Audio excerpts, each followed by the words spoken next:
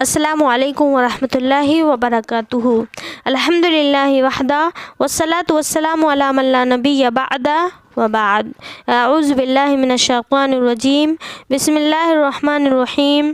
رب اشرح لی صدری ویسر لی امری واحلل عقدۃ من لسانی یفقہوا قولی۔ افراد پر اسلام کی دعوت، مثلاً طفیل بن عمرو دوسی۔ یہ شریف انسان سوجھ بوجھ کے مالک، شاعر، قبیلہ دوس کے سردار تھے۔ یہ نبوت کے 11ویں سال مکہ تشریف لائے تو وہاں پہنچنے سے پہلے ہی اہل مکہ نے ان کا استقبال کیا اور نہایت عزت و احترام سے پیش آئے۔ پھر ان سے عرض کیا کہ اے طفیل، آپ ہمارے شہر تشریف لائے ہیں اور یہ شخص جو ہمارے درمیان ہے اس نے ہمیں بہت سخت پیچیدگی میں پھنسا رکھا ہے، ہماری جمعیت بکھیر دی ہے اور ہمارا شیرازہ منتشر کر دیا ہے۔ اس کی بات جادو کا سا اثر رکھتی ہے کہ آدمی اور اس کے باپ کے درمیان، اور آدمی اور اس کے بھائی کے درمیان، اور آدمی اور اس کی بیوی کے درمیان تفرقہ ڈال دیتی ہے۔ ہمیں ڈر لگتا ہے کہ جس سے ہم دوچار ہیں کہیں وہ آپ پر اور آپ کی قوم پر بھی نہ آ پڑے، لہٰذا آپ اس سے ہرگز گفتگو نہ کریں اور اس کی کوئی چیز نہ سنیں۔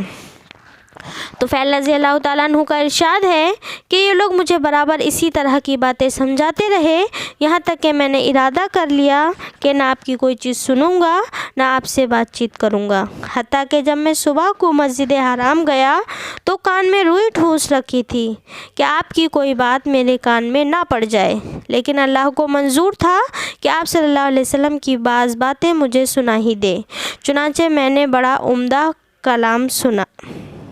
پھر میں نے سوچا کہ میں ایک سوجھ بوجھ رکھنے والا شاعر آدمی ہوں، مجھ پر بھلا برا چھپا نہیں رہ سکتا، پھر کیوں نہ میں اس شخص کی بات سنوں، اگر اچھی ہوئی تو قبول کر لوں گا، بری ہوئی تو چھوڑ دوں گا۔ یہ سوچ کر میں رک گیا، اور جب آپ صلی اللہ علیہ وسلم گھر پلٹے تو میں بھی پیچھے ہو لیا۔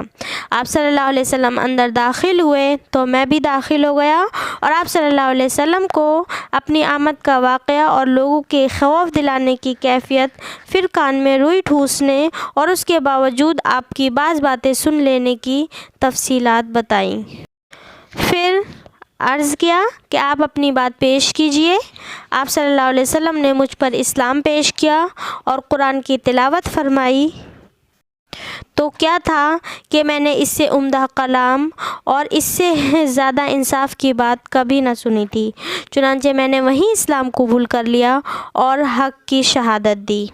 اس کے بعد آپ صلی اللہ علیہ وسلم سے عرض کیا کہ میری قوم میں میری بات مانی جاتی ہے، میں ان کے پاس پلٹ کر جاؤں گا اور انہیں اسلام کی دعوت دوں گا، لہٰذا آپ صلی اللہ علیہ وسلم اللہ سے دعا فرمائیے کہ وہ مجھے کوئی نشانی دے دے۔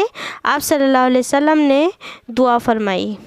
طفیل رضی اللہ تعالیٰ عنہ کو جو نشانی عطا ہوئی تھی وہ یہ تھی کہ جب وہ اپنی قوم کے قریب پہنچے تو اللہ نے ان کے چہرے پر چراغ جیسی روشنی پیدا کر دی۔ انہوں نے کہا، یا اللہ، چہرے کے بجائے کسی اور جگہ، مجھے اندیشہ ہے کہ لوگ اسے نہ مانیں۔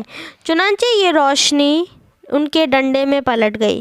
پھر انہوں نے اپنے والد اور اپنی بیوی کو اسلام کی دعوت دی اور وہ دونوں مسلمان ہو گئے، لیکن قوم نے اسلام قبول کرنے میں تاخیر کی، مگر طفیل رضی اللہ تعالیٰ عنہ بھی مسلسل کوشش کرتے رہے، حتیٰ کہ غزوہ خندق کے بعد جب انہوں نے ہجرت فرمائی تو ان کے ساتھ ان کی قوم کے 70 یا 80 خاندان تھے۔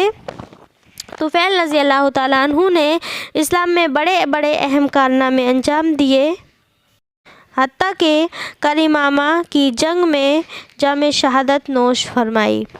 آخر میں مولا کریم سے دعا ہے کہ ہم تمام کو اپنے نبی کی سیرت سننے، سمجھنے اور پڑھنے کی توفیق دے، اور اپنے اسلاف کی قربانیوں سے عبرت و نصیحت حاصل کر کر اپنی زندگی کو مقصد بنانے کی توفیق دے، آمین ثم آمین۔ السلام علیکم ورحمۃ اللہ وبرکاتہ۔